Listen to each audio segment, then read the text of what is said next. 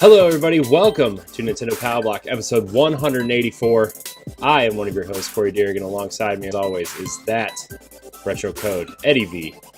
When the Sonic 3 was a Metroid game. Hello, everybody. Well, Ed, joining us for the first time from Secret Friends Unite co-op mode is Mark Carabin. Yay! Hello. The CaNERDian himself. Yes, sir. How's it going? Happy to be here. It's going very well. Like I said, happy to be here. Really excited to be back on a Nintendo show. Yeah, because I don't know, because you used to do Warp Whistle. Yes, sir. Yeah, my brother and I started the Warp Whistle. I think we hit it would have been 5 years a couple of weeks ago. So we ended it last year. So, we had a good 4-year run, but I just got all those little time hop things of hey, remember, when you did this 5 years ago. So that was kind of cool. But like I said, we ended it a year ago. I joined co-op mode with Todd, and that's been great to talk about video games as a whole and add to the Secret Friends family. But it's so much fun to be back on just a Nintendo show because that's kind of my first love. You know what I mean? It's I love Xbox and PlayStation and everything else, just games in general. But it's so nice to be just laser focused on Nintendo for a night. Yeah, I mean that's kind of where Ed and I started was this Nintendo, right? We're approaching 200 episodes in probably 2 or 3 months. So amazing. It's We've had quite the run with this show as well. So it's, I mean, like you said, Nintendo's obviously our first love as well. And, I think I found you guys through Todd at one point, and I listened, until you guys were done. So yeah, well, thank you. It's always, I remember the one time, I wrote into you guys a couple times and you guys read my Metroid multiplayer question. I was like, awesome. They read it. It was a highlight. Not gonna lie to you, it was a good time. Yeah, when I said I was doing this show, and I was mentioning your names and stuff, my wife was like, "Oh, I know that name," because I had talked about you in the past and had listened to the show and stuff like that. So she was like, "Yeah, no, I completely remember you mentioning those guys and that kind of stuff." So it was it's really cool to be here. It's really great. Awesome. Yay. Yeah, we're happy to have you, and we've interacted on Twitter a few times, and obviously back and forth, but I think this is our first kind of face-to-face interaction. It's about time, I think some people would say. Yeah. Yeah, for sure. All right, we're going to get into some of this housekeeping real quick, and then we'll get into what we've been playing. For those of you new here, welcome to Nintendo Pow Block. Each and every week, Edward and I, as well as our friends from around the internet, come together to talk about the latest news, rumors, stories, and games from the world of Nintendo. You can join us live on Mixer and Twitch on Monday nights, except for this week, it's Tuesday, or watch or listen on Thursdays on your podcast service of choice. If you're listening on Apple Podcasts or Spotify, please rate and review the show. It helps with discoverability, helps us be found. It's kind of nice. 5 stars. Yeah, those 5 stars. Anything less, just tweet at Ed and tell him how wrong he is about ARMS 2. Wait, what? If you're watching on YouTube, please subscribe. Remember, you can subscribe to our family of podcasts on our website at bossrushgames.com/subscribe or search Boss Rush Games on your podcast service. So Mark, actually, why don't you tell us a little bit about co-op mode before we get into what we've been playing? I know some people might not know what that is, but they should. Sure, yeah. So Secret Friends Unite has been a podcast for a long time. So they cover kind of generally geeky news. They have a Facebook page, and that's kind of where everything trickles down through. And the podcast is a kind of a spin-off from that page. And so Todd and Charlie cover, like I said, just generally geeky stuff. So movies, news, TV shows, comic books, whatever, that kind of stuff. But Charlie hates video games. It's always a joy listening to Charlie try to talk about a video game. It's always unless it's Lego, it's great. It's either Legos or Spider-Man or right. Yeah, Legos. he got into that. Yeah, pretty much. So So I've been a big fan of theirs for years, and knew Todd and played Destiny with Todd back in the day, and I always kind of interacted with those guys. And like I said, when the Warp Whistle ended, I kind of still wanted, I kind of missed that podcasting thing, right? And I originally pitched co-op mode as like a CaNERDian corner kind of thing, like a 5-minute segment that could be inserted into Secret Friends Unite, like the proper show. And Todd and I could go back and forth, or I could give a little game review, just something tiny that could fit in the regular show. And Todd liked it so much that we said, well, maybe let's do something once a month. And then it became something every 2 weeks. And now it's like an hour or more every 2 weeks. It's really snowballed since. And Todd, I think, loves the chance to talk about video games. So co-op mode is a spin-off of Secret Friends. It's in the same feed. So if you're interested in video games, comic books, all that kind of stuff, check out Secret Friends Unite and co-op mode. Like I said, co-op mode's every 2 weeks, but we have a lot of fun talking about video games. I think it's a nice escape for Todd to be able to geek out about some games instead of listening to Charlie talk about cosplay. Right. Yeah. I listened to the last episode of Secret Friends, and there was like, it was probably only about 2 or 3 minutes, but it sounded like a 20-minute segment of Charlie talking about cosplaying as Indiana Jones. I was like, right. Yeah. I was actually just listening to that as I was walking my dog earlier. So yeah, he was, he, for someone that cosplays as Indiana Jones, he really has some problems with that franchise. So it's kind of funny to hear that. Kind of like, oh, I hate this and I hate that, and I can't believe they're doing another one. But it's my most popular cosplay and like the character that I love. And it's like, what? Make up your mind, Charlie.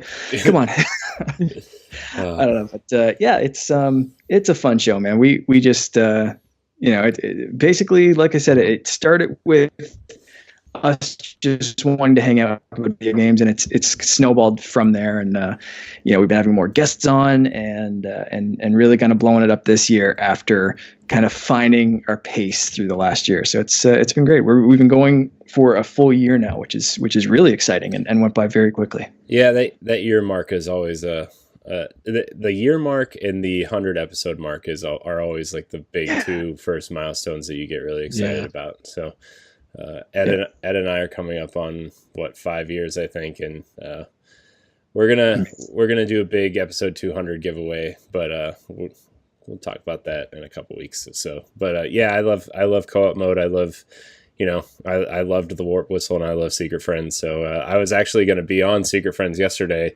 and then Todd messaged me, and he's like, "Oh, I think I'm getting sick." And like today on Twitter, he's like, I have the flu. I'm like, "Oh no, oh no." So. Todd, we love you. Hopefully get well they'll soon. get you on very soon. I know. I've been trying. We've always we've been trying for probably 3 or 4 years at this point to get me on that show, and I'm either working or their schedules conflict, or it's always been a schedule, and we finally did it, and then Todd gets sick, and it's like, it's all right though. We'll figure it out one day. You'll have to struggle someday. But Mark, since you're the guest, are you playing anything interesting? Well, for people that listen to co-op mode, they'll know that I'm a big Fortnite fan, and probably talk about Fortnite a little too much for a show that's supposed to talk about all video games, but I am very much enjoying Chapter 2, Season 2 of Fortnite. I like the secret agent kind of theme, which I'm a big fan of the James Bond series, and if they don't do a James Bond crossover with this season, I might just give up on the game altogether, because that just seems like a wasted opportunity. Especially because the new movie is coming out. Yeah, that's what I was about to say. That when the new movie comes, they'll do a crossover. Yeah, they have to. But I've been enjoying that. I've been really back into Rocket League as well.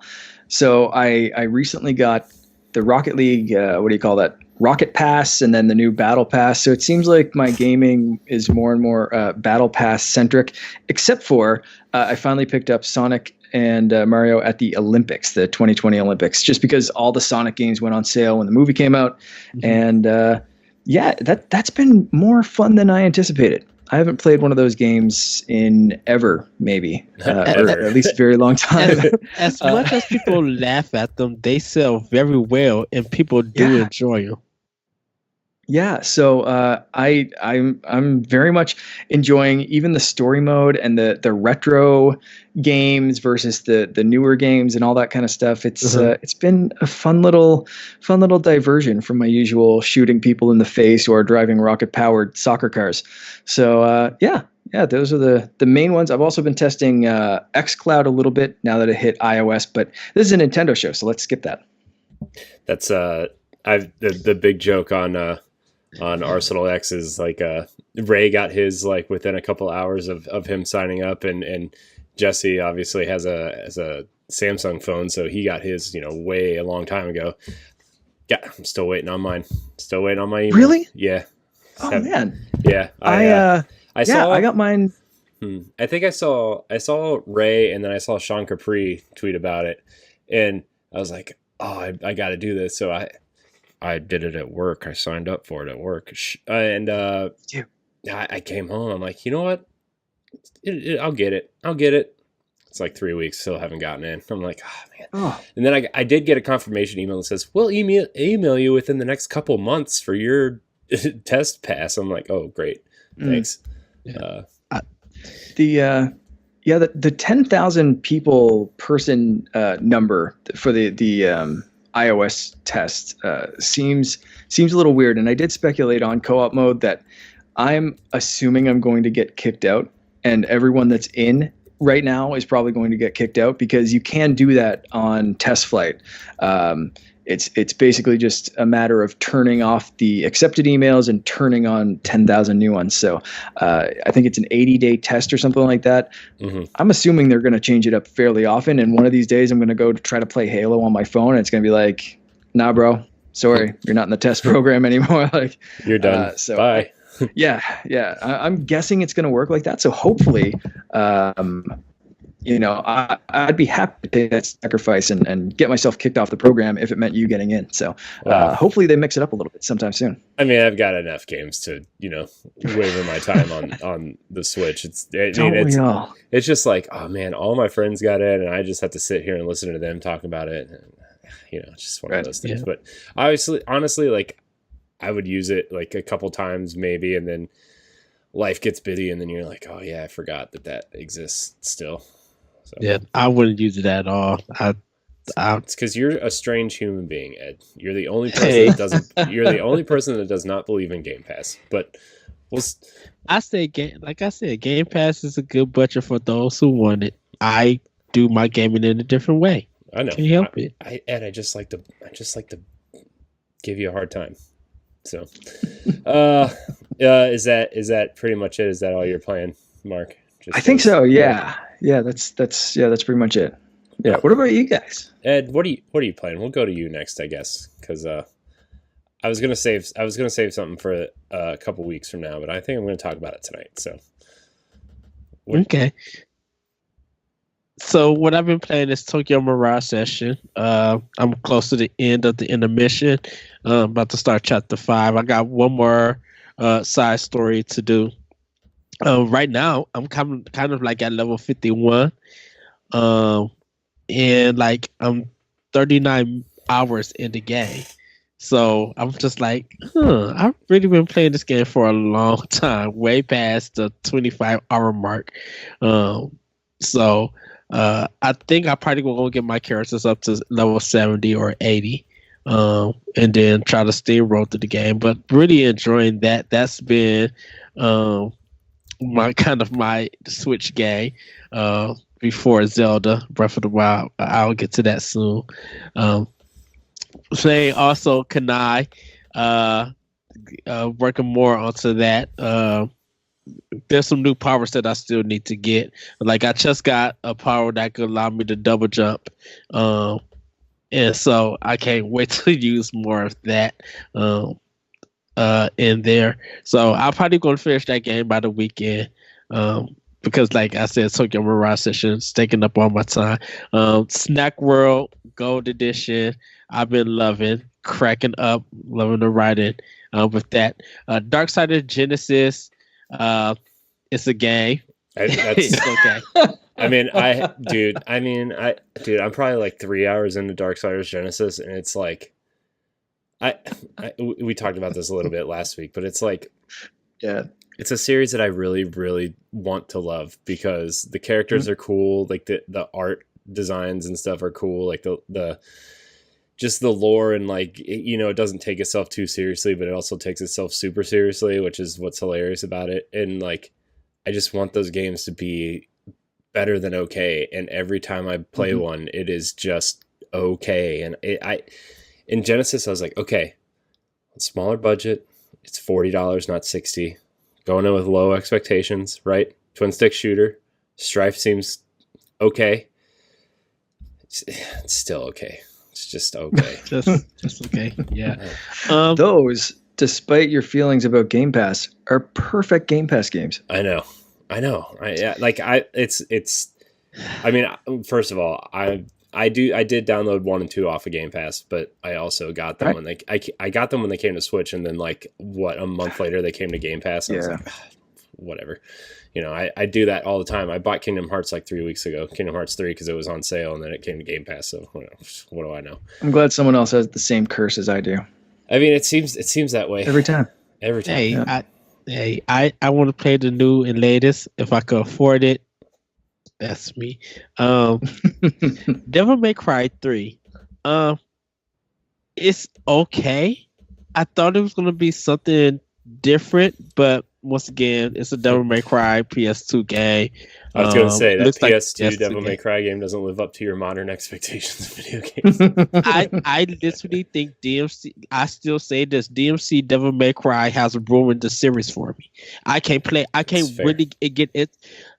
The combat is so good in DMC Devil May Cry and art style and story that anything else that Capcom has tried to do with this series doesn't even compare to that quality of level.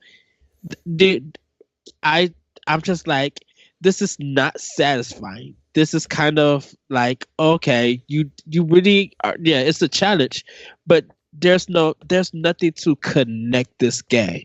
Like, I don't feel like I'm moving fast enough, that I'm quick enough to pull them in, dodging at the right time, counterattacking. Just like Ninja Theory has taken Devil May Cry to a whole nother level, that every time that, even with Devil May Cry 5, I feel like they went back and nothing is like really exciting about it. It's like they went back to it, making it feel basic instead of making you work and really challenging you with some styles and stuff.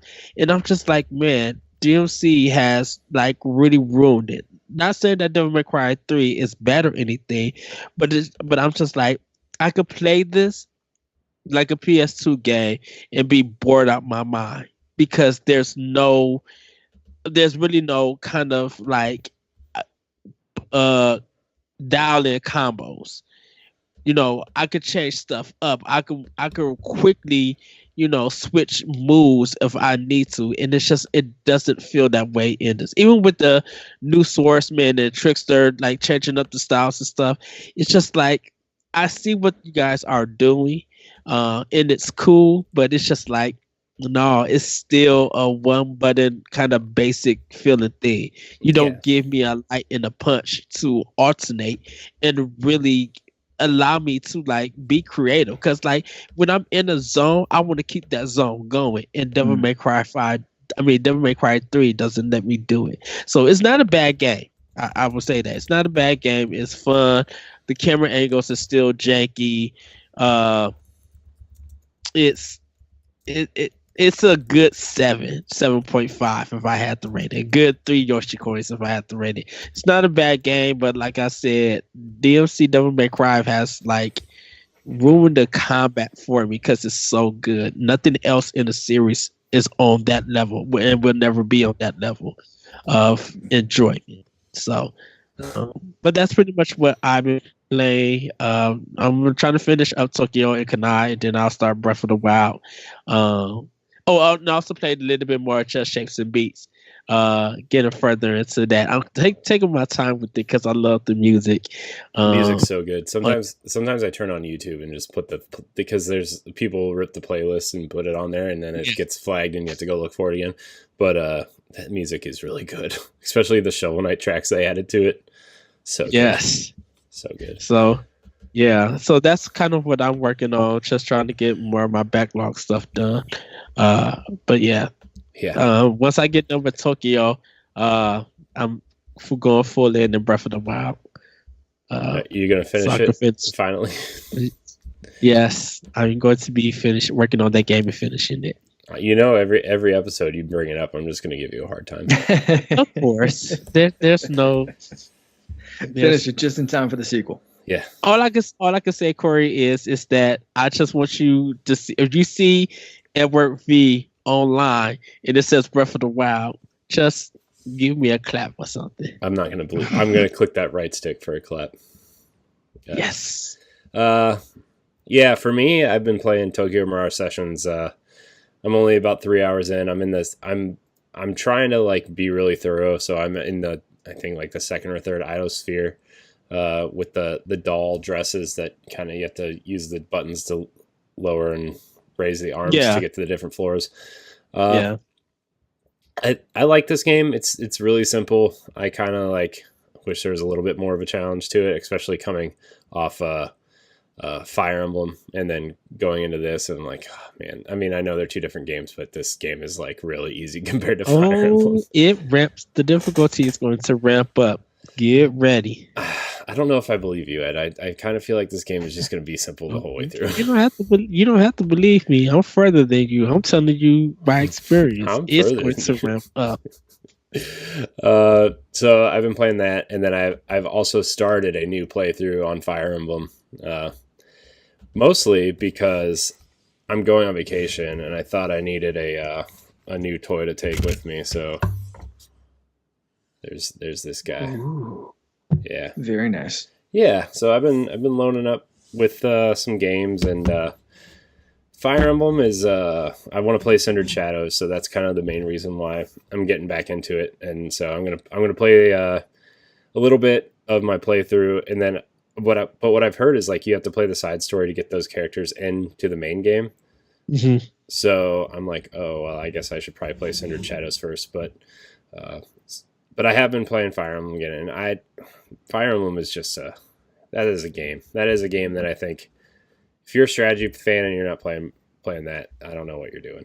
So, and then like I said, I've been playing some Darksiders Genesis. I don't know if I'm going to finish that game or not. You know, I know Luke Lore of Xbox Expansion Pass loves that game, and he loves the series, and I wish I loved it as much as he did, but I just don't.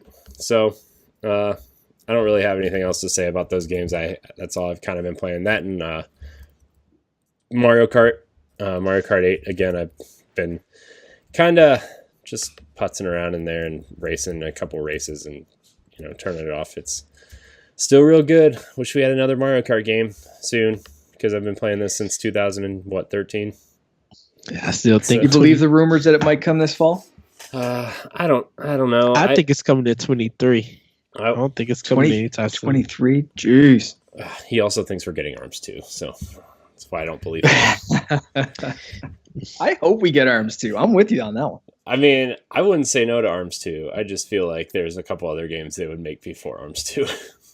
Well, that's why they make wave rates before ARMS 2, but like I still want ARMS 2. Well, that's why I feel like there's a lot of games in production right now that haven't been announced because Nintendo said it, and I think ARMS 2 was wonderful. I think they're just planning it out on how they want to release it. I wonder, like, speaking about, I mean, not just ARMS, but like the games that we've gotten this gen already, do you think we'll see sequels? Like, a lot of people think we're going to get a Splatoon 3 also.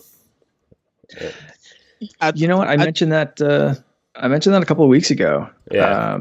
That I could see them doing Splatoon 3, and I personally would like to see them do it free to play, with battle passes, with paid cosmetic DLC. Like I'd even go to as far as saying a DLC story mode kind of thing where you could pay, let's say 20, 30, 40 bucks or whatever, and get a story mode if you wanted to follow, you know, the agent story or whatever they do with that in that particular game. But I could really see them going free to play with that one and using the Fortnite method. If it was going to mobile, yes. But Nintendo, because it's console, they're treating it as a business. And so they want you to pay for their IP. They don't want to really do a free to play. And then nitpick you with all these microtransactions. I could see them doing $60 game and then a battle pass, to be honest with you. I mean, go full Call of Duty with it. Yeah, I just think Nintendo they like to hold their IP to a higher standard, quote unquote, and like the way they do that is they charge $60 forever for their games, right? And so, but I mean, don't get me wrong, I would play another Splatoon. I think Splatoon is a marvelous game. I just playing other things, you know. When it came out, I was playing Breath of the Wild, I was playing Horizon, I was playing Mario Kart, and Splatoon kind of got the shelf, mostly because I was playing a lot of the Shovel Knight stuff also, and what was the other game that came out around then? I was playing ARMS because I was like, ARMS looks cool. I was just gonna say, ARMS. That's kind of why I moved on from ARMS. Like I had a really fun couple of weeks with that game, and then Splatoon came out and completely absorbed my whole life. Yeah. And ARMS kind of got, you know, left just dangling. But and that happens with a whole bunch of Nintendo games. Like, I mean, Mario Maker was that for me too, right? Like I had a good 3 weeks with Mario Maker, and then Fire Emblem came out, and I was like, I'm done. Goodbye. That happened with the first year of Switch. Everybody was like, "Oh, Breath of the Wild. Okay, now let's play Mario Kart 8. Now let's play ARMS. Now let's play this. Let's play that." And it's just like month by month they was dropping gems first party, and people were just like, "I will play this for a month and then move on." So whether I beat it or not. You know, and still to this very day, people do it. I do it so much. It's ridiculous. Yeah. I'm doing Mario Maker 3. Oh, Ultimate Alliance 3 came out. Now gotta play Fire Emblem. Oh, now here come Daemon X Machina, The Witcher, Link's Awakening, Dragon Quest, Overwatch. Oh crap! Dragon Quest 11S just dropped. Gotta play that. Oh, here go Luigi's Mansion. Oh, here go Pokemon. Like, hot stuff kept dropping for Switch, and everybody jumps around to it. Yeah. No, Mercy. I mean, hearing you go through that list like that, it was just like, man, the Switch has had some bangers. Dude, like, I can't. It's been a good couple of years. I know. Dude, if we could have just got one of these Switch years on the Wii U's life cycle, like I would have been totally happy.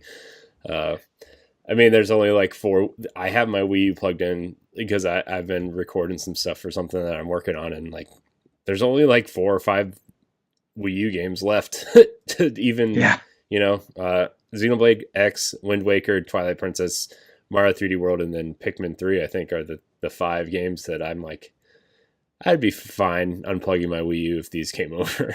So, but yeah, okay, we're gonna get in some of this, some of these news bits here.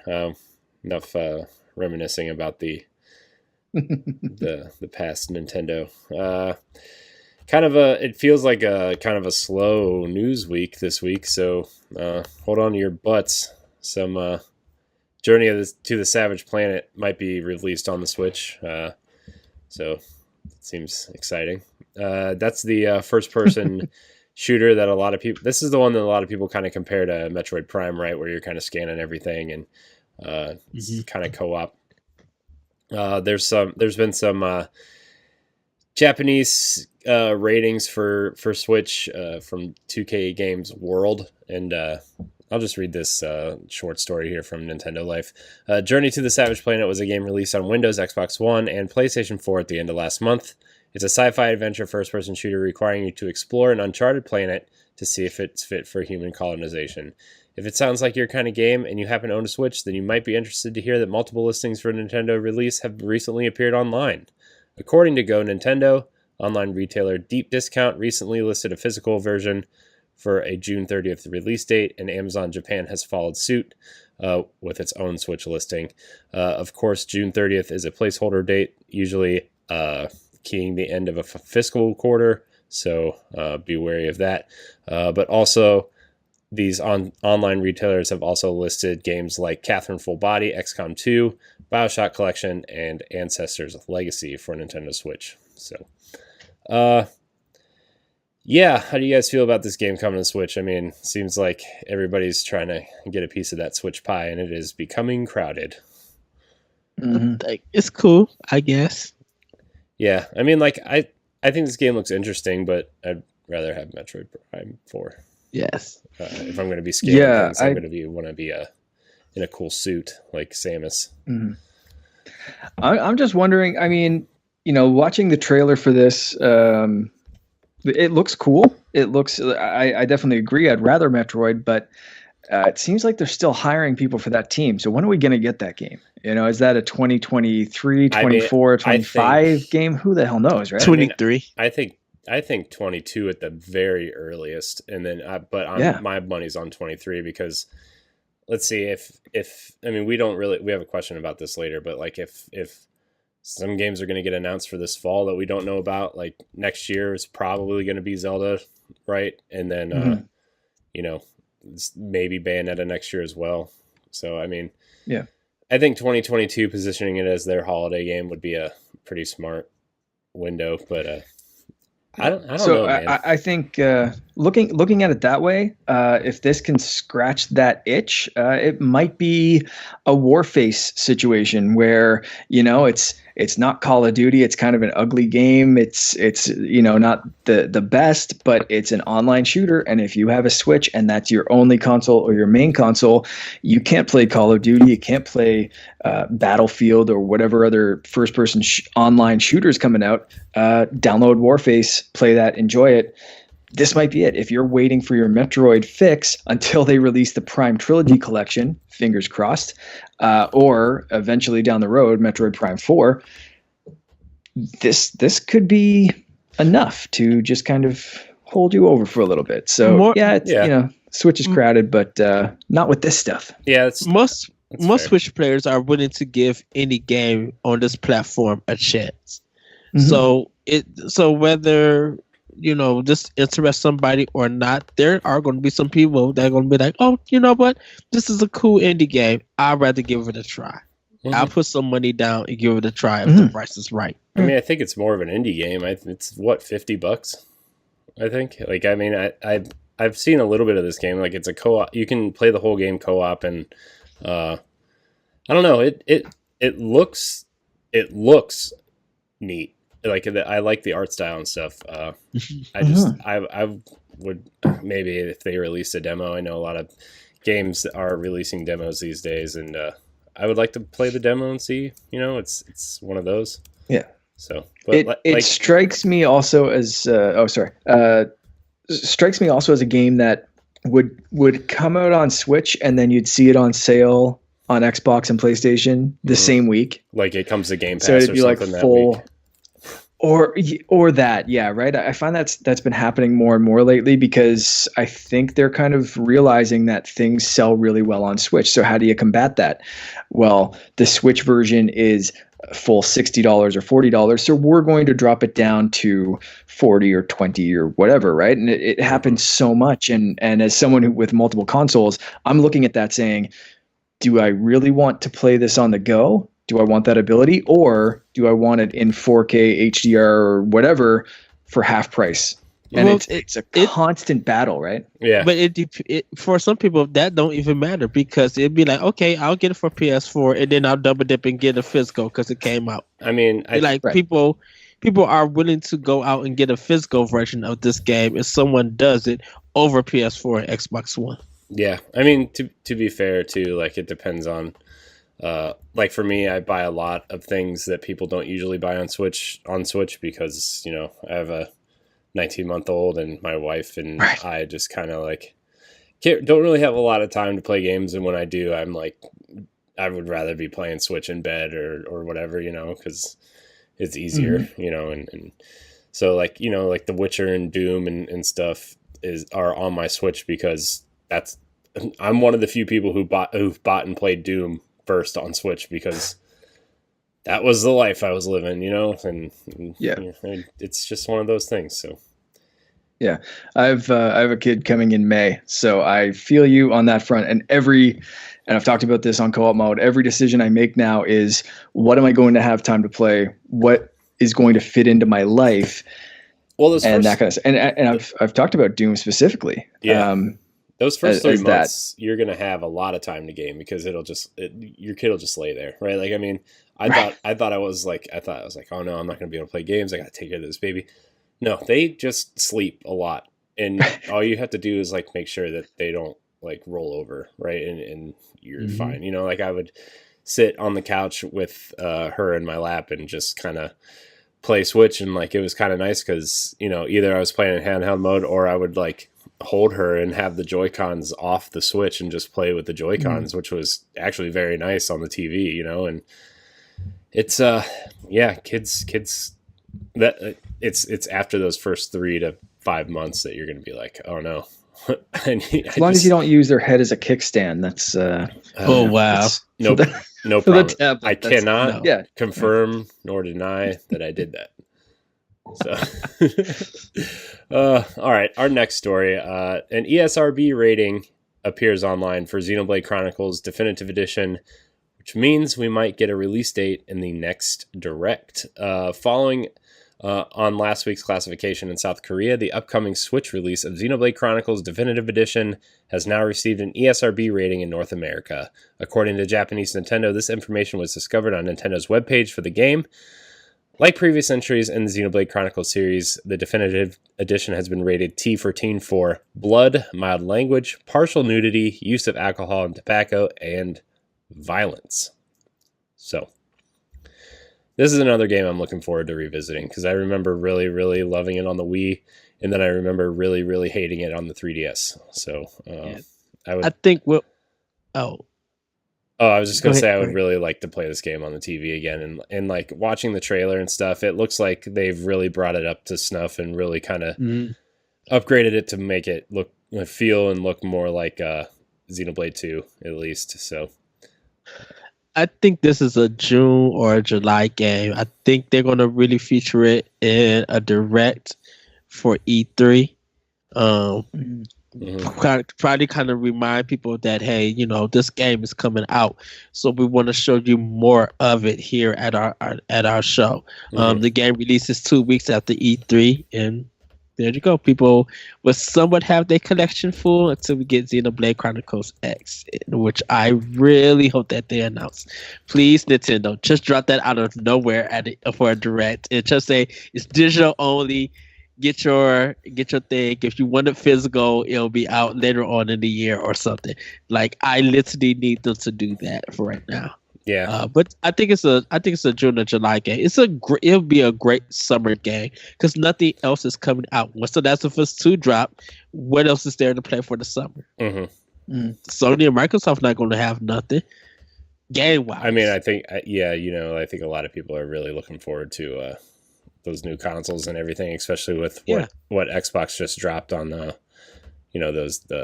upgrade system and stuff that we were talking about beforehand. And I really think the pickings are slim until this fall for those consoles. And I think Nintendo has really taken advantage of summer actually because of last year was or 2 years ago was Captain Toad and Octopath Traveler. Last year was Fire Emblem and Mario Maker 2, and Astral Chain. So I mean they've really taken advantage of those summer months, and I think good on them, you know. Hey, it was just bunkers because they went into they had a strong summer and a stronger fall. Like how do you go from Mario Maker 2 to Pokemon? And just like month after month, there's something to always buy. I mean, I can list all the games between Mario Maker and Pokemon again if you'd like.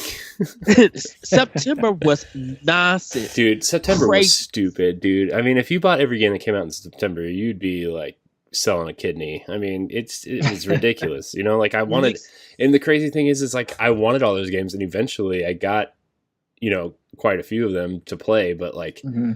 If you're gonna buy them, you better be single and like I don't know, selling illegal substances on the side. I don't know. Okay. The single part, yes. The substances, I don't know nothing about. I don't believe you, Ed. I'm just kidding. Mark, are you gonna try to play this again, or are you kind of? I've never played it. Ooh. I've actually never played this game. Ooh. Yeah, so it might be one that I pick up. I don't tend to play a lot of RPGs or JRPGs.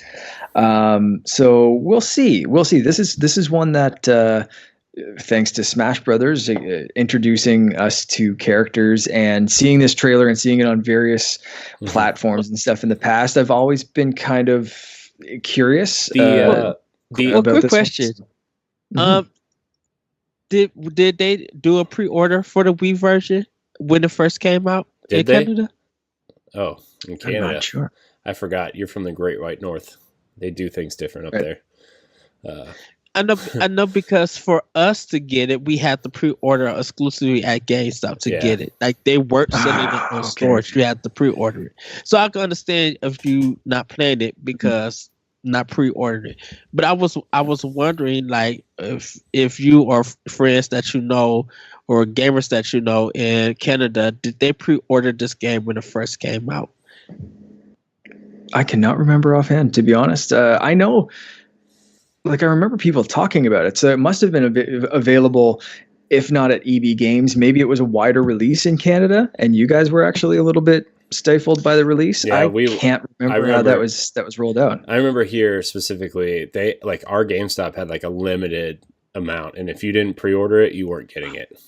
Yeah, yeah, wow. And they were actually like 3 or 4 months later, they were actually giving you more money than you paid for it to turn around and sell it for like $100. They were turning around to sell it for like $100 at least. And that's why Nintendo, when they realized how quick that game sold because of all the pre-orders, they decided to put it on 3DS. Yeah, when it came. Yeah. Wow. So, let me tell you one thing, Mark. I don't really remember how Xenoblade Chronicles 1 plays, but Xenoblade Chronicles 2 is exploration and finding stuff is a lot like Breath of the Wild. And it feels that way because part of that team worked on Breath of the Wild's terrain and their world building. So like, it is a JRPG, but it doesn't really feel like one, if that makes sense. So cool. Yeah. Depending on what time of year this comes out, again, I really have a feeling, that time of May, June, July, I might be really, really tied to my Switch. And if there's nothing else new that's really drawing me, this might be something that, like you said, I'm sitting there, I have a lot of Switch time, I'm trying to find something, and this might be just the perfect game to sink 100 hours in or however long it takes at that time. So we'll see kind of how it's striking me when it strikes, but right now, not knowing when it's coming out, what else is going to be around. I know there were rumors this is coming out in May. You're thinking it's coming out a little bit later. Yeah, we'll see. Yeah, because I think what would happen if they did it in May, The Last of Us 2 would kill it. I mean, people would still get it, but that motivation to play it may somewhat belongs to The Last of Us 2. Yeah. After May is done, give it back to Nintendo and let that game be the lead. Because I'm just like, it's easier money for Nintendo because nothing else is out there to play. Yeah. Mm-hmm. Unless you're getting that Pokemon DLC, it's gonna be. What does the Pokemon DLC come out? May? Does it come out in May? No, or does it comes out in April? I don't remember. But it'll. Yeah, I mean, spring and fall, isn't it, or something like that, or something like that. Well, there's 2 of them. Yeah, I mean, there's 2. Yeah, one's in spring, one's in the fall. So yeah. All right, we're going to move on to our last story here because we actually have a few questions to answer before we get out of here. So just a last quick bit of news. It's not really news. It's kind of a cute story. Nintendo customer support goes above and beyond for 95-year-old grandma's busted Game Boy. Nintendo's customer service took a 95-year-old lady. She played Tetris on her Game Boy all the time, and it started the screen stopped working. It kind of started getting lines in it and whatever. And she Nintendo fixed it for her for free, and it's kind of endearing. So I thought that was kind of cute that they would do that. Not only fixed it, they couldn't actually fix it. So it was the story I found was so cute. It was there was a miscommunication, and they thought instead of a good customer service, they said it was I think it translated to something like a paper service or excellent paper service. So they kind of sent the Game Boy into Nintendo. They got a letter back or a package back saying, we don't have the pieces or the parts to fix this anymore, but here's a new Game Boy that we actually found in a warehouse for free.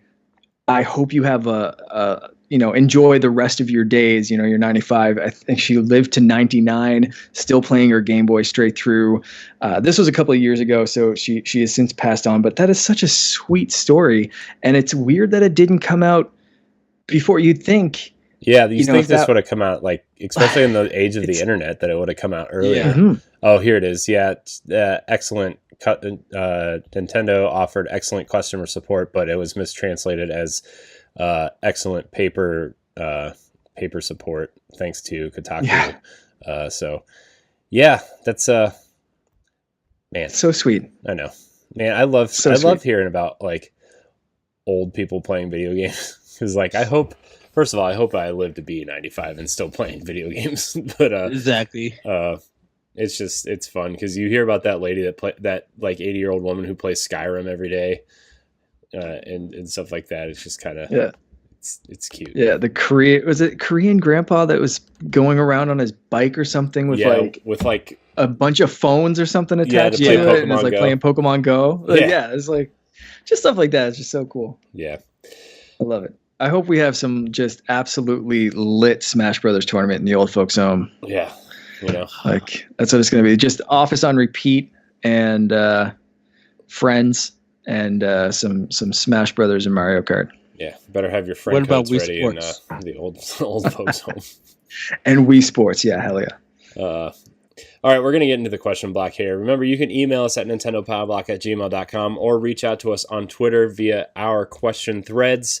That is at boss_rush_games. You can find us there. Deshaun Malone, the old standby, he writes in and says, what do you guys think of Nintendo's spring? Do you think it's a little lackluster, or do you think it's good enough for a banger fall or holiday? It is it's a great opening for 2020.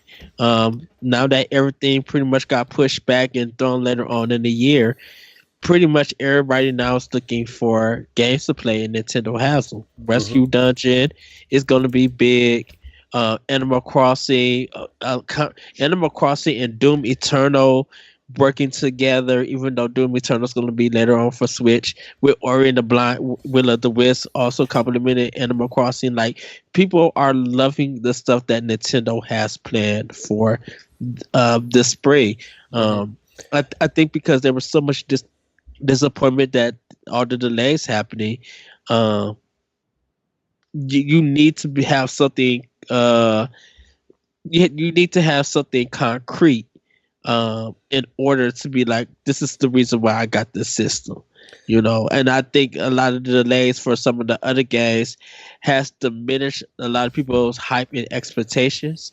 But for the spring right now, even up to April, Nintendo has just been knocking it out strong, and we still don't know what they could drop and what they could announce, along with third-party indies. Yeah. So, like, this spring is a really good opening, and we at least know up to probably June what we can expect, and then be hit with another cavalcade of games that's going to be like, y'all bringing that? Oh, that looks cool. That looks interesting. Platinum might have, like, before people even see this episode, Platinum got another game dropping to announce. So that might be available for Switch. We don't know what it is. So that might be something that could lead into the spring. Mm-hmm. Yeah. It did it for Astral Chain. We didn't even know that was coming out. And it came out in the summer in August. Yeah. But I mean if you look at the release, like, I mean, they're not, a lot of the games aren't like huge I'm going to go buy a Switch for this game type games, but there's actually been a ton for Switch, right? Like Tokyo Mirage Sessions, obviously, Oddworld Stranger's Wrath, which is a game that I will fight for until, whatever. Kentucky Route Zero, everybody, I think there's a lot of good word around that game. That weird Dark Crystal Tactics game came out, which, seems like an okay game. Darksiders, Devil May Cry 3, Ed, you said it, which people like, but whatever. Samurai Showdown just came out. The Metro games just came out. There's a lot. Animal Crossing, there's a lot out now. And then you got the Pokemon game and the Pokemon DLC. And you got the Coral Switch Lite that everybody wants and looking and loving. I wanted it, but then I'm like, are people going to look at me weird for playing this little pink Switch? And then I'm like, I'll just get blue. And the Animal Crossing Switch. I had the Animal Crossing Switch in my cart, ready for pre-order. Pretty much every site that it came up on, Amazon, Best Buy, Walmart, wherever it went up, I put it in my cart and I'd be hovering over that order button and I go, no, I have a kid on the way. I got to buy a crib or something. Like, it's just like, no, I can't do it. I can't justify it. We have 2 Switches, perfectly functioning Switches in the house already. I can't justify it. That was my thing too. And then I'm just like, I'm just going to do it because, I just going to do it. Just gonna do it. Yeah. So I should have.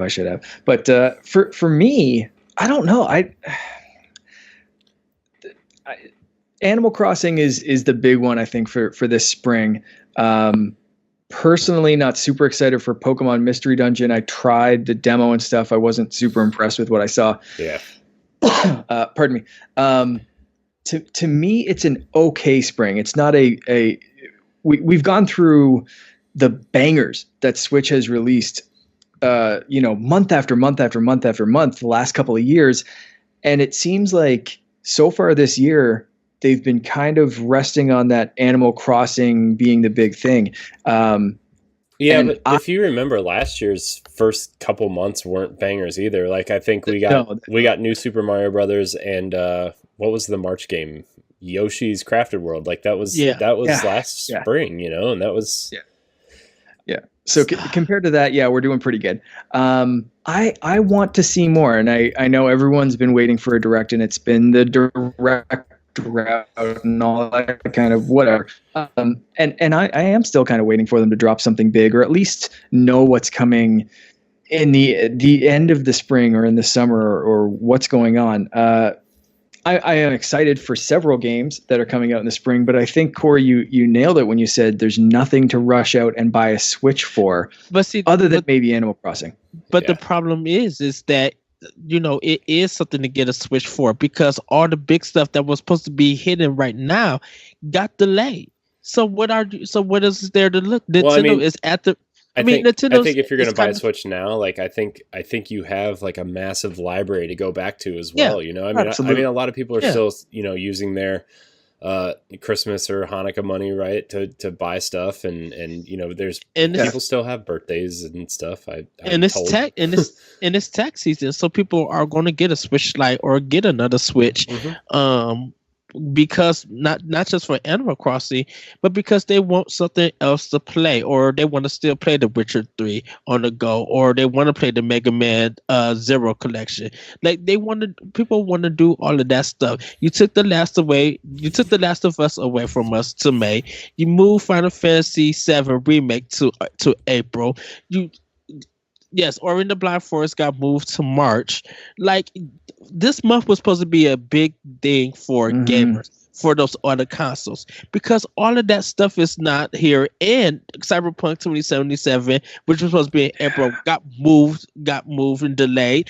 All of that big stuff got out of the way. So unless you're doing your backlog stuff, or you finishing up your Christmas games or Hanukkah games, if you want something hot and new, Switch right now is the thing to go to. And they have the games for it. Some in the past, some of it now. Everybody been wanting Tokyo Mirage Session. We got it. People went out and bought it and still loving that game. Plus, I think people are wanting Tokyo Mirage Sessions because all those Persona 5 rumors. I think a lot of Persona fans with Switches are the Royal probably isn't coming out till this summer, right?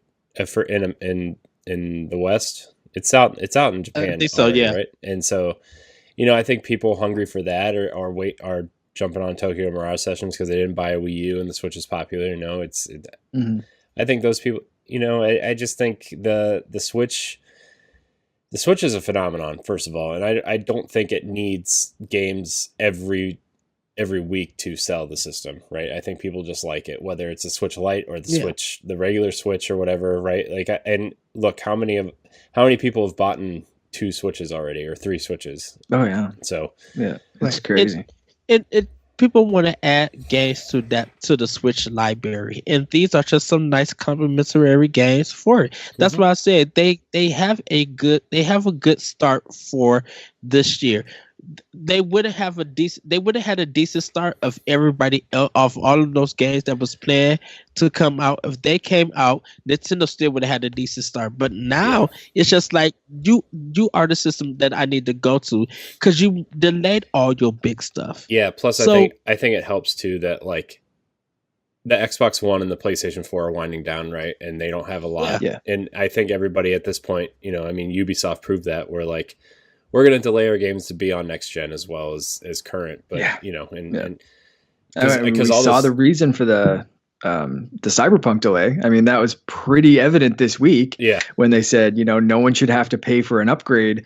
We're going to have this ready for Series X for free. I mean, that's pretty evident that they've delayed that game specifically for those next generation consoles. Yeah, and I feel like the Avengers is going to be the same way, and absolutely. And I'm sure Final Fantasy VII is going to be the same way, even though, because that's episodic. You're going to want at least those next 2 parts to have that function on the next system. So plus, it's coming out on Xbox One and Series X next year.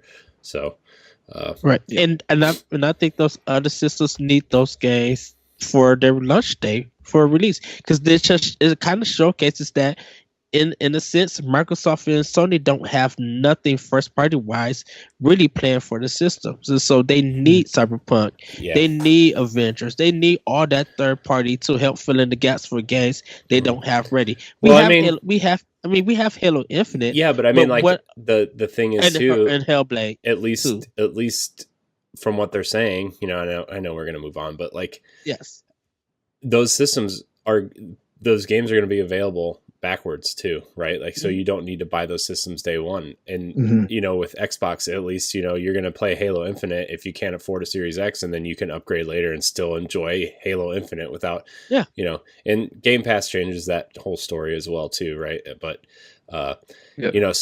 again, Mark, with Cyberpunk, that's such a huge thing to see a third party jump on that bandwagon as well, and I think that sets a precedent that if other third parties don't follow suit, that they're going to get some negative attention.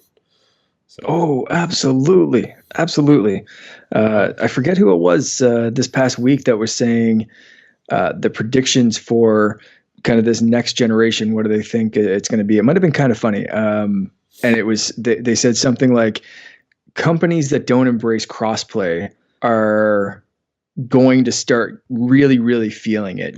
People are going to come at them right now. It's okay. They prefer it. If there's no cross save, cross play, whatever. Right now, it's kind of a yes or no, whatever kind of thing. Next generation or this coming generation, that's not going to be accepted at all anymore, right? And I think it's going to be quickly the same with this upgrade system. Yeah, I mean, you saw Call of Duty do it this year. We just read a story on Arsenal X on Sunday that PUBG, you can party up with PlayStation and Xbox players, right? You can be in the same party, which is pretty big. I mean, I know it's not a AAA game, but that's still a pretty big deal. And Fortnite obviously does it. I think once you start seeing next gen roll around, you're going to see. I think you're going to see Ubisoft games do it. I think you're going to see Destiny and The Division do it. I think you're going to start seeing these games cross over. So, and Switch been doing it with some of the PC titles, like Civilization. The Witcher getting 3 got just PC cross save is a huge deal. That's a pretty big deal. Yeah, my brother was pretty against picking that game up on Switch just because he had spent so much time in it on PC that he said he wasn't really interested in starting over on Switch. As soon as that story came out, it was an instant text saying, wow, like I need to get this game on Switch now because I can kind of carry over that save and I can enjoy my PC save on the go, which is, again, that Switch magic. It's amazing. Yeah. And seeing, the 2K games do that too. Like Civ is doing it. I'm 1,000% sure that, quote, if XCOM comes to the Switch, like that's going to have PC cross save because that just seems to be that. And I think Pillars of Eternity has PC cross save too, or yeah, it does. Was that it? I think one of those RPGs. Yeah. I can always get them all confused. It's either Pillars of Eternity or what's the other one? I don't remember. But all right, we're gonna move on to this next thing. But welcome to the Boss Rush podcast. Our next question comes from Megan Green. She asks, I have a friend who doesn't really play a lot of games. I've been trying to come up with a few to encourage her to try, but I'm struggling.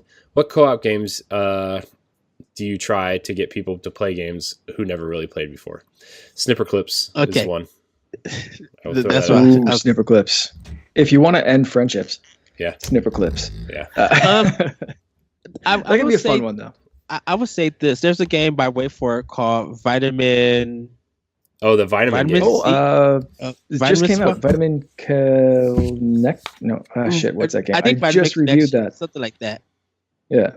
And it's a co-op game. I think if you want your friends to get into games and stuff like that, it's always to start new with them. So Snipper Clips, yes, that is a good game if you haven't played it. But something like that, because you haven't played it and that person haven't played it, it'll be a good thing to get in, learn it, and laugh. You really want to get people, when doing co-op games, to make them laugh. So Overcooked would be a good one because both of you guys are messing up or working together and just completely laughing. You got the Just Dance games. You kind of got like 1-2 Switch, for example. You kind of want to get games that would get somebody in that you could get into also at a new time and laugh with them and learn it and actually have a fun time.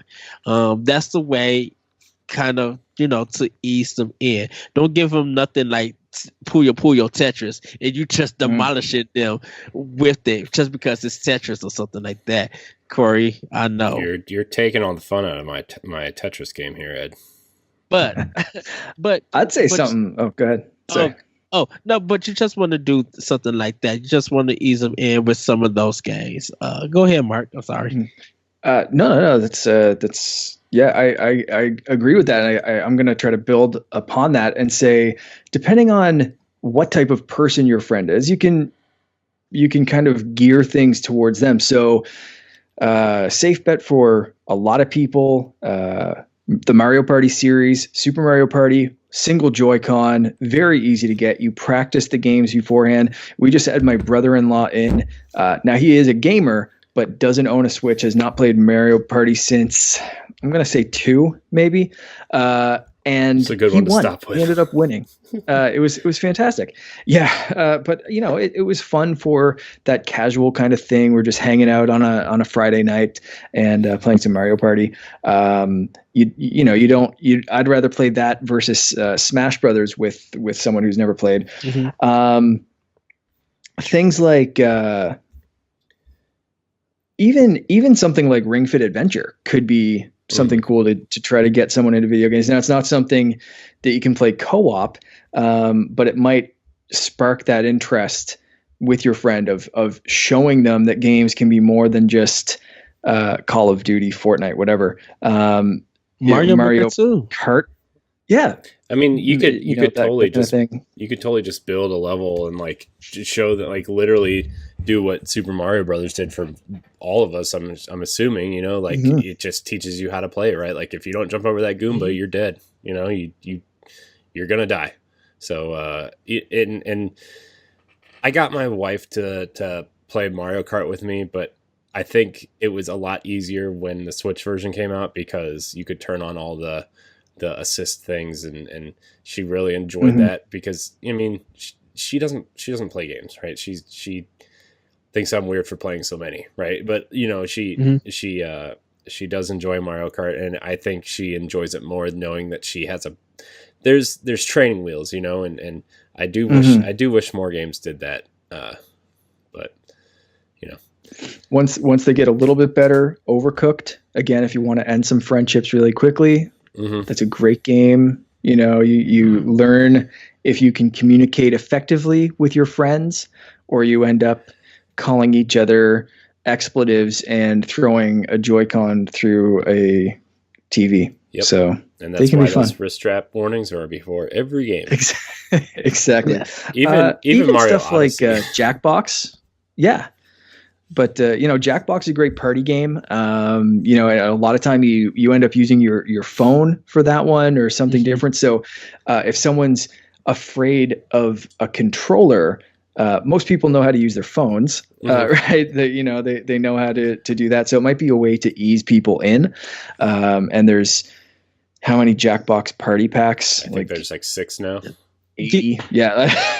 And you got the Lego games, you know, $20, like could get you in. If that person be like, I want to play a little bit more with some more action, give them some Lego games. Don't give them Bayonetta 2. That's not going to work. That's a little bit too much.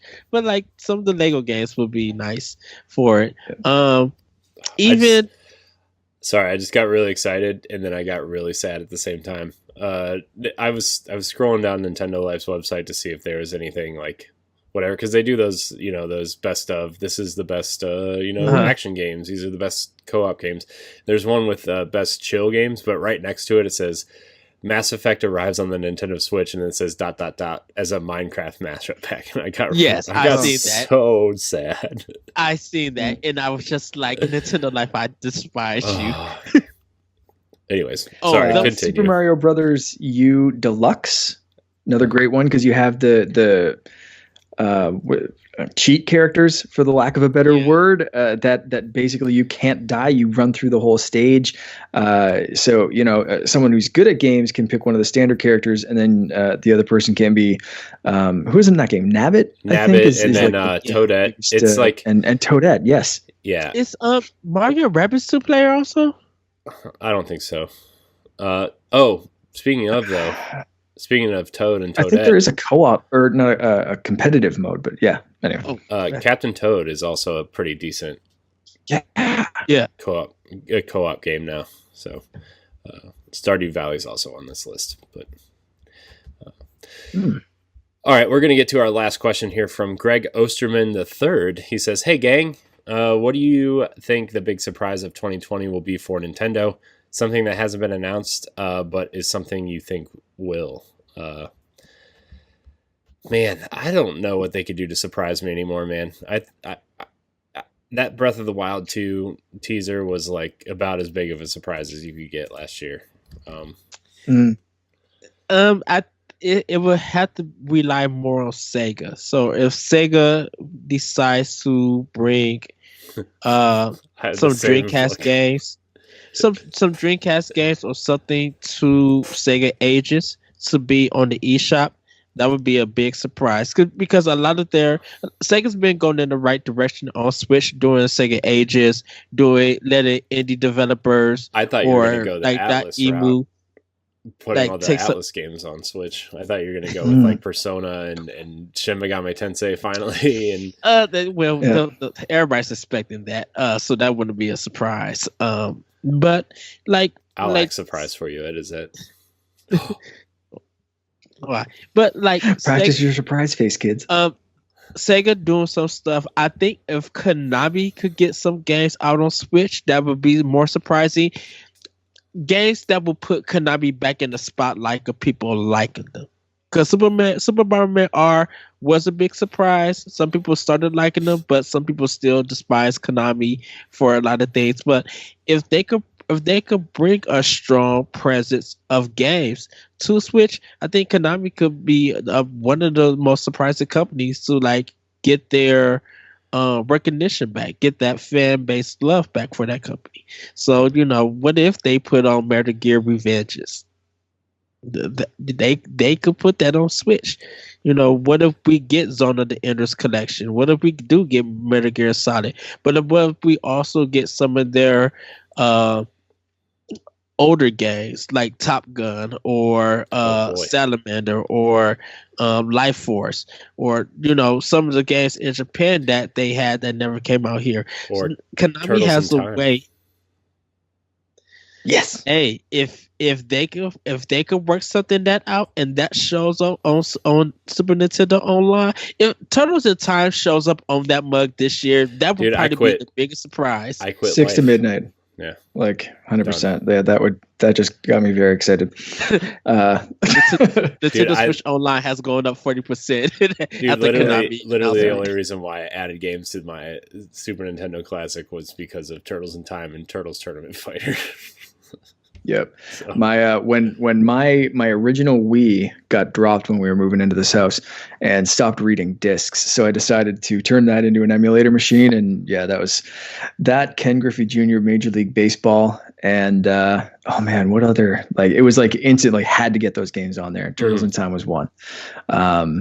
Arrow the Acrobat, I think, was another one, just because my brother and I, for some reason, really loved those games when we were kids. I mean, I did just too, stuff like that you're not going to see. Yeah. But, yeah. I mean, Arrow the Acrobat is yeah. Yeah. Konami has a lot of great games, and they can put them on Switch. If they got to go through circles and hoops to have it done, and they do it that way, and people are willing to pay it, then let's do it. I mean, Come on, Konami. I'm kind of with you with some, Japanese developers putting some bigger games, because I know there's a rumored Monster Hunter game in development for Switch because Generation sold so well. And in the vein of World, not necessarily World, obviously, because World is so graphically intensive and online centric. But I could see a Monster Hunter be really well received on Switch. I would really love to see Capcom put the Resident Evil remakes, although those are pretty graphically intensive as well, but also The Witcher changed the game, so there's no excuse anymore. Yeah. There's zero excuse anymore. For sure. If it runs at all, there's no excuse. If it runs good, it's even better. But I mean, I would really love to see maybe a 2D Metroid, because I mean that's been rumored too, I know, but like I would like to see a 2D Metroid just to hold us over as well. But in terms of like really big things that could surprise me, I really don't know. I guess like Wind Waker and Twilight Princess finally making it over. I'd be really that'd be fun. Yeah. Activision and EA actually released a AAA game that's not for kids. No, I don't need a FIFA 19 with the scribbled out in red crayon and then written 20 next to it. The shade. Yeah. I'd love to see some things that would surprise me, and I know a couple of these would be rumored. I would love to see them actually announce like Doom Guy and Scorpion for Smash Brothers. Or one of those two. But like, can you imagine that trailer and just like soaked with blood and craziness, or like even just like Doom Guy and Isabelle hanging out in a trailer and just being like, come over to party, man. I think how they would do, if they did Scorpion, honestly, I could actually see this, right? Like they would be on the stage, and like the Splatoon characters would be involved, and you would see the screen splatter in red Splatoon ink, right? Because they can't do blood because it's Nintendo, right? Yeah. But like, yeah. You say get over here, and like their ink canister explodes and it's red paint, right? I think that would be a hilarious way to do Scorpion. That'd be awesome. But that's if Nintendo spoke to anybody here in America. I mean, we got yes. I mean, we did get Banjo technically, but I know that's not American, but a little different. But yeah. For big surprise announcements, I'd like to see them go back and reach into some forgotten and ignored Nintendo franchises. I'm thinking, I already mentioned before, Wave Race, Pilot Wings, Excite Bike, Excite Truck, that series. You could combine those all and 1080 snowboarding. Like, what about why not Uniracers? combine all of those things? I wish, when that'd be fun too, man. I wish when Steep was announced for Switch and then canceled, obviously. But when it was announced, I wish, like, Ubisoft has done such a great job of Nintendo IP. Why didn't they give it like a 1080, like a some just sort of special pack for like maybe the characters from 1080 or some boards or something from 1080 and like really use that IP to push a Switch version, you know? Because like I know that didn't sell very well, but like the only reason why Starlink sold at all is because Star Fox was in it, right? I think, and I think Ubisoft gave us the best Star Fox game since, you know, Nintendo 64, to be honest with you. 100%. And Mario plus Rabbids was such a great thing, and I think they could have done that with Steep and been like, hey, here's 1080, right? Like here's the original mountain from 1080, and you can snowboard down it or whatever. Like they could have done something like unique like that. Wave Race would be super cool. I would love to see a lot of those games. Like even if, like you said, if they mixed them all together, maybe they put Excite Sports or something, and they put it all together and been like, okay, here's Excite Bike, here's 1080, here's Wave Race, here's Punch Out. Yeah, Punch Out even, I'm still surprised Little Mac wasn't a character in ARMS, by the way. That still blows my mind. Such a weird, like, just leaving him out, so weird. I know. So weird. And like, I understand that like this is a new IP and that it's not really a Punch Out game, but like, why? Even if he wasn't there for launch, like a DLC pack or something like that, of like, that game for here comes months. Little Mac. They supported that game for 18 months with characters. Like they could have totally just put Mac in there. So 100% agree. But yeah, I'd like to see something like that, because I think, we have rumors of Zelda and Metroid and this and that and different collections coming up, and I'd love to see the Zelda HD games come over. I'd love to see every Wii U game come over. I would love Captain Rainbow to touch Switch. Beautiful Joe would be one for me. Well, everybody's expecting Beautiful that. Everybody's expecting that whole collection to come. Yeah, I could see. I would love to just see like I don't know. I mean, I just want to see everything, but like, I want to know what that Star Fox Grand Prix game that was canceled, or not canceled, but like it was rumored last year so heavily, and even like a logo leaked, and everything else on that sheet was there except for that. Like, like what was that game? Or, my idea was like, if you're going to do our Star Fox racing game, merge it with F-Zero and give us some F-Zero characters in there too. Like you can combine franchises too. It doesn't just have to be like, oh, here's Star Fox over here, here's Metroid over here, here's, remember that rumored Star Fox Metroid crossover game for Wii U for such a long time? Like, I mean, it's weird, but that would be cool, I guess. Like do something weird. This is the time to do something weird. I would love for Nintendo to, like, of course, Eternal Darkness to actually get a sequel by one of the indies, probably people who did Outlast or something. I would love for them to do like Hotel Dusk Collection, because we never got the second one. It only came out in the UK. Like, if we're going franchises that they've forgotten, those are some of the ones that Jet Force Gemini by Rare, that was on N64. Like, don't get me started. Like, okay, so yes, I'm telling my age, everybody, but you know my age. This is how far back with games that I go. This is how much Nintendo I have experienced throughout the years. But this is stuff that if they're going to go there with that to be a surprise, go do it. Go back far and really break out some games that people are going to be like, wait, I've never heard of this. Did you need to get on your history about Nintendo? Because this is some stuff that you guys don't know about that were kind of like big things when they came out. You can keep Star Fox Adventure. Don't bring that game out. Okay, so I'm kind of looking at a list of dormant Nintendo IP, and like, well, first of all, I did hear on Easy Ally, or maybe it was Friend Code this weekend, like there's rumored to be another Fire Emblem game come out this year, an Echoes game, like a remake of one of the early ones. So I mean, I would not say no to that, but also like Golden Sun is an RPG that a lot of people want. A lot of people want the Xenoblade team to tackle that. With Panzer Dragoon coming out, why not another Sin and Punishment game? Very cool. You know, It's up to Treasure because like people don't know Treasure what can Treasure suck is it. doing. Give us that sin and punishment. Oh, you know, I would definitely buy that. That's no. Heck, give Treasure Space Harrier Sega and let them bring it out. You already did Sin and Punishment.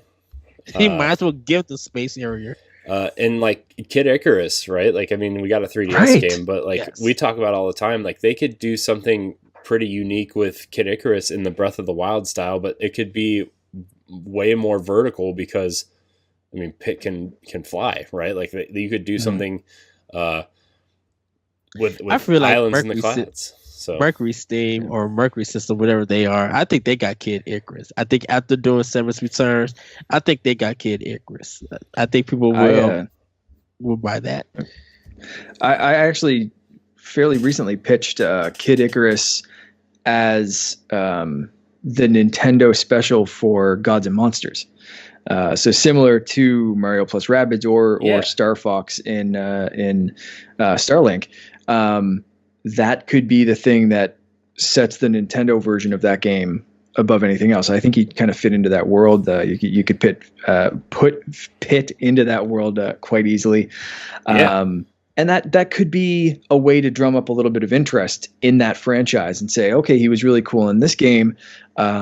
What else can I get? And then you fire it out on some virtual console stuff, or you bring out a brand new Kid Icarus game proper.